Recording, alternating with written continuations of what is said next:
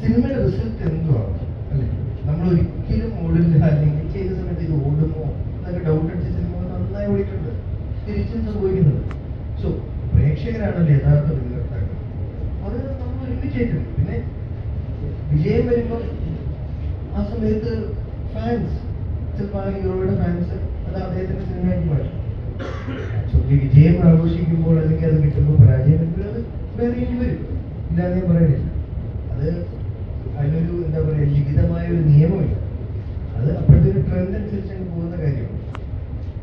നേരത്തെ പറഞ്ഞ പോലെ ഈ പ്രേക്ഷകർ വിയോജിപ്പ് പ്രകടിപ്പിക്കുന്നത് ദീർഘനാള് ഒരു വെക്കത്തില്ല. നമുക്ക് ഒരു കാര്യം നന്നായി ചെയ്തുകൊണ്ടിരുന്ന ഒരാൾ പെട്ടെന്ന് ഒരു ദിവസം ഒരു ഒരു ഒരു മോശമായിട്ട് അവർക്ക് തോന്നുന്ന ഒരു സിനിമ ചെയ്യുമ്പോൾ ഒരു പിണക്കം, അതൊരു താൽക്കാലികമായ ഒരു പിണക്കമാണ്. ആ പിണക്കത്തിന്റെ ഒരു റിയാക്ഷനാണ്.